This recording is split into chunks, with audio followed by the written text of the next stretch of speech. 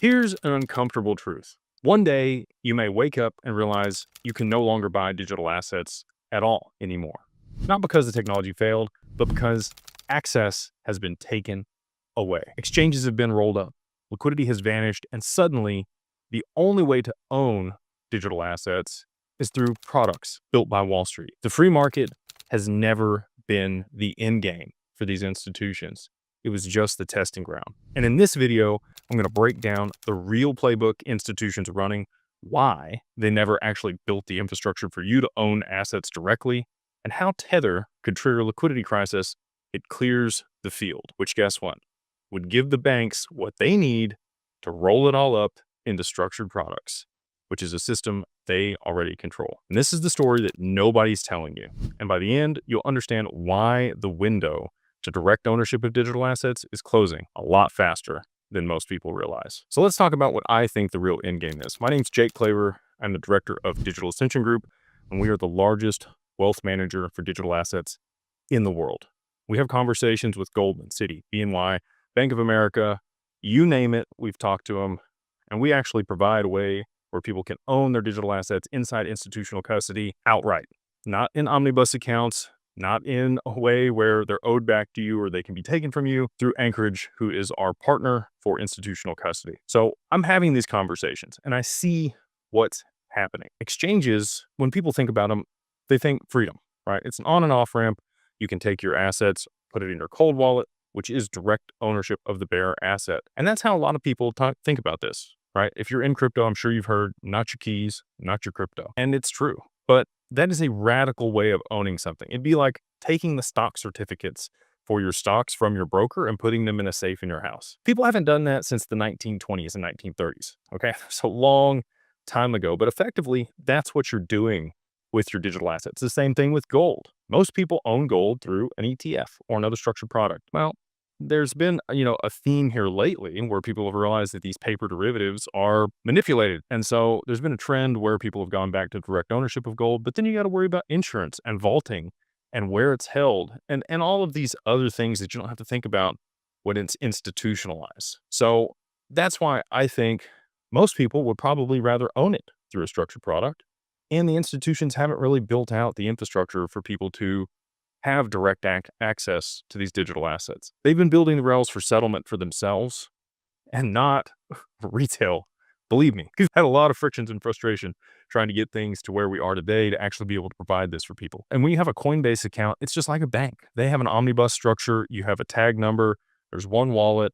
They hold all the assets in. They might have a couple different wallets where they hold stuff, but for the most part, they're commingled and they owe them back to you. If there's a bankruptcy, good luck. We saw this with Celsius, FTX, Voyager, and many others in the space that have been wound up over the years because of different situations where people have just been out in the cold. They didn't get their assets for years. If they got them, they got, far less than the value of what they were at the time, or what they were at the time and very different value than what they are today. But none of this is built for direct ownership. And I think there's a reason for that. I think over the long term, the whole play all along was to roll these into Wall Street under structured products. And that's the institutional blueprint for how this is going to work. We've already got ETFs. We've already got notes. We've already got derivatives. You've also got trusts that have gone public, like GBTC. And now we're getting more and more of these structured products. Now you've got DATs as well, these digital asset treasury companies, where you can invest in the company and you indirectly get exposure to the underlying asset. And those are the plays that Wall Street and institutions want to have happen, because now they're scraping fees off of all of those trades. And they don't have to worry about holding your assets. It's much easier for them to operate with an omnibus structure. They have full control of the situation, and they're making a spread, when you're trading those products as well. So they're making the fees, and you don't have to worry about all the other cumbersome stuff that goes along with, holding these assets on a cold wallet and the radical ownership that comes along with that. But at what cost, right? You're not going to be able to get direct ownership of these digital assets in the future if some of the scenarios we're going to talk about in this video actually play out. We've seen this in the past already, right? Like I talked about before with the gold ETFs, most people own derivatives. They can hold that in their qualified account, in their 401k or their IRA. It makes it very simple to get exposure to different asset classes if they're offered through institutions. And then they can manipulate the price and they can do some other stuff that, some people don't enjoy. But if it is all on the blockchain and it's immutable and we go to tokenization of a lot of this stuff and it's audited, a lot of that's going to go away anyway, which I think is great. It creates efficiencies and other things that I think are going to happen to make other things that I think will make markets much cleaner to participate in. But I do think this is the inevitable future. Digital assets are going to be packaged and not necessarily free flowing. Now, will you have the occasional ICO or something else comes out after the Clarity Act? Possibly. But it's probably going to be accredited investors or qualified purchasers that get access to that. A lot of this stuff where retail or non-accredited people have access to these things that are very high risk, it's very unusual. The CFTC, the SEC, and many other, regulatory bodies don't want non-accredited people to be able to participate in these markets. They deem that they are too risky. And a lot of the time they're right. There's a lot of people that I know that have lost a lot of money because they just weren't educated. They didn't understand, how to not get phished, or they invested in the wrong project, or they thought they were investing something that they weren't. And so because of that, I don't want to say that you need the amount of protections that some of these regulatory bodies want to impose, but I do think there needs to be some investor protections around this stuff. So let's talk about under what circumstances this could actually play out, where demand outpaces the access. If you watch some of my other videos, I believe there's a supply shock coming for XRP and potentially some of these other digital assets that now have ETFs issued for them. If you own the underlying asset, that's called having exposure to the bearer asset. And there's a finite supply of a lot of these digital assets. Now, some of them they can mint more, and it depends on the tokenomic. But for a lot of the utility-driven assets, there's only a limited supply that's available on the market. And after we have institutional adoption of these assets, and people are using these protocols to settle value or secure infrastructure, or for a lot of the other applications that I think are going to come, a lot of that's just going to get eaten off the market. And there's not going to be a whole lot that people can even get access to unless, again, it's through these structured products. So, and the other piece is exchanges really can't scale to institutional adoption and volume. They don't have the distribution. And I do think that they're going to have some regulation put in, or they're, a broker dealer, or there's some oversight from these regulatory bodies. Whereas right now here in the US, they just kind of openly operate freely.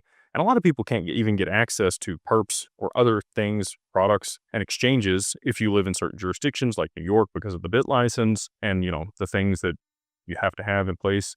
You also have other exchanges and different protocols, geofencing the US to keep, US investors out, even though they can use a VPN and broadcast and they get exposure anyway. But at the end of the day, scarcity is what's going to pull this market into a position where the institutions kind of corner it. And retail, I do think, is going to get cut out in a very large capacity. Now, obviously, you have your stock portfolio, and through structured products, you could get in there. But when it comes to the bearer asset, I don't know that they're going to be available, again, like we talked about at the beginning of this video. So a good comparison would be like prime real estate. You can't just buy in once institutions claim it. Once they're there, they're only selling to qualified purchasers or people on their Rolodex. They're not going to allow just your average person to get exposure to that, especially if it's a really good deal.